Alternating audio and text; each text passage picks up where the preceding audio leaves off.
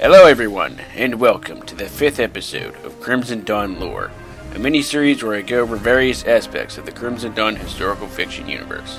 Today we will be continuing to explore the basics of the main protagonist nation of the Crimson Dawn universe, the new USSR, but more specifically the structure of its military.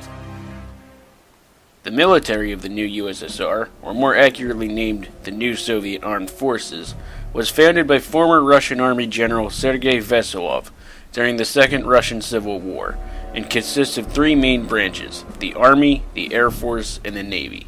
These branches also consist of many different sub-branches. The New Soviet Army consists of all ground-based forces of the new Soviet Union. Their most notable sub-branches include the tank forces, artillery forces, Kremlin Guard, and border troops. The new Soviet tank forces consist of the numerous tank crewmen who dutifully serve in the army, mainly utilizing the widely successful T-14G MBT, which is the first tank design that successfully utilizes a portable miniature Gunyar-class railgun as its main cannon.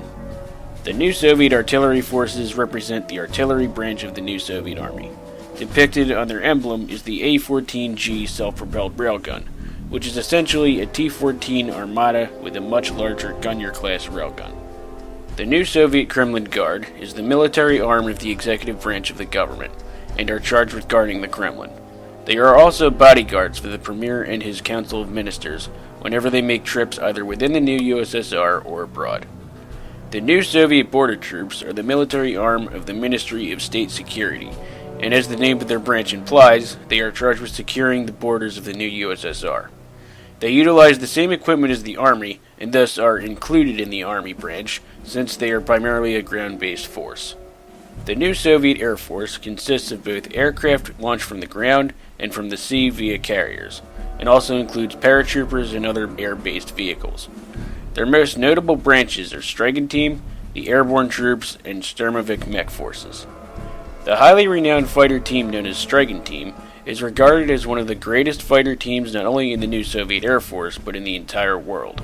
Since each member of Striking Team is so highly respected, every new member is automatically awarded a Hero of the New Soviet Union medal due to the title being very prestigious.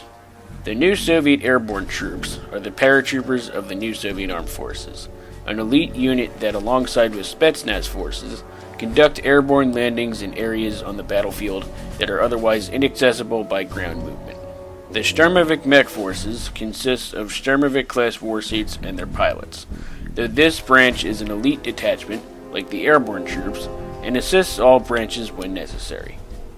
The new Soviet Navy consists of the naval flotillas that defend the shores of the new USSR, on the Arctic Ocean, the Bering Sea, the Sea of Okhotsk, the Sea of Japan, the Caspian Sea, the Black Sea, and the Baltic Sea, and are divided into 5 fleets: the Northern, Baltic, Black Sea, Caspian Sea, and Pacific fleets. The flagship of the new Soviet Navy is the NSF Admiral Kuznetsov, and the type of vessels in the Navy include frigates, destroyers, cruisers, battleships, battlecruisers, and aircraft carriers, alongside a plethora of different sized submarines, including the Akula Mark II submarine, which is an Akula submarine armed with a massive Gunyar railgun, rather than nuclear weapons. And that concludes this episode of Crimson Dawn Lore, and thus the end of Season 1.